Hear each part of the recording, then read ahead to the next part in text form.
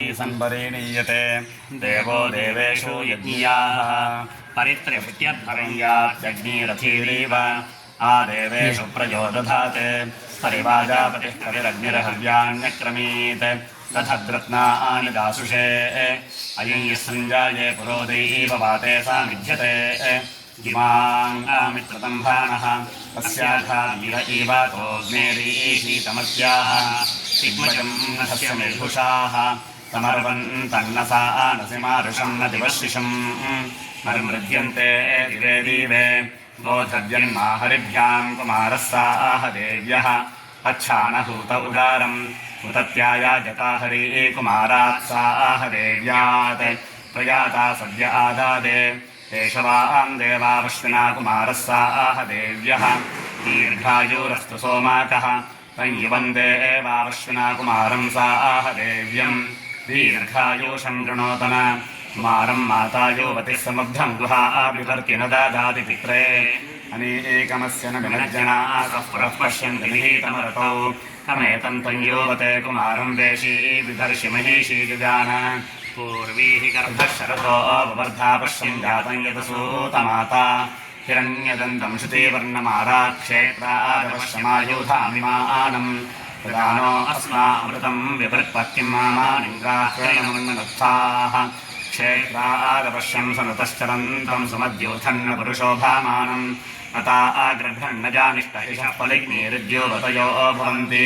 हेमे एमजगं यावन्तको धर्मयेषां गोपाराणस्य दास यकीं जगृभरवते श्रेजन्पाजादिश्व उपानश्चिकित्वान् वसां राजानं वसतिं जनानामरातयो निदाधर्मर्तेषु ब्रह्माण्यत्रैरवतं श्रेजन्तुं गितारो निन्द्यासो भवन्तो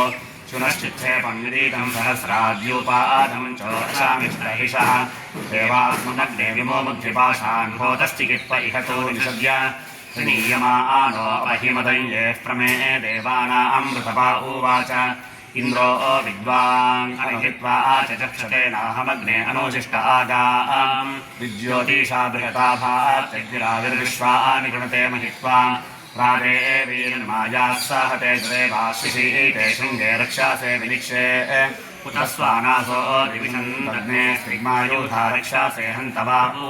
मलेज्ञस्य प्ररोदन्ति भामानवारन्ते परिबाधो अदेवीः एतन्ते स्तोमं विजातविप्रोर्थं न धीरस्वपादक्षम् ऐवीरग्ने प्रतित्वं देवहर्या स्वर्वतीरपयेनाजिजेम विग्रीवो वृषभो वा बुधानो शत्रुवा ह्यः समाजादिवेदाः इतीममग्निमृतावोचं बर्हिष्माते मनावे शर्मायं सद्धविष्माते मनावे शर्मायं सद ये यज्ञेन दक्षिणया समर्था इन्द्रस्य दक्षमामृतत्वमाश तेभ्यो भद्रमङ्गिरसो वोऽस्तु प्रतिगृह्णीतमानवं सोमेधसः योदाजन् पितरो गोमयं स्मृतेनादिं दन्परिवत्सरे वनम् दीर्घायुत्वमङ्गिरसो वोऽस्तु प्रतिगृह्णीतमानवं सोमेधसः चरुतेन सूर्यमारोहयं दिव्यप्राचयन् पृथिवीं मातरं वि सुप्रजास्त्वमङ्गिरसो वोऽस्तु प्रतिगृह्णीतमानवं सोमेधसः अयन्नाभावदति बल्गुवो गृहे देवापुत्रार्षयस्तच्छ्रेणोतन सुब्रह्मण्यमङ्गिरसो वोऽस्तु प्रतिगृह्णीतमानवं सोमेधसः विरूपास ईदृशा यस्तयुज्यं भीरवेपसः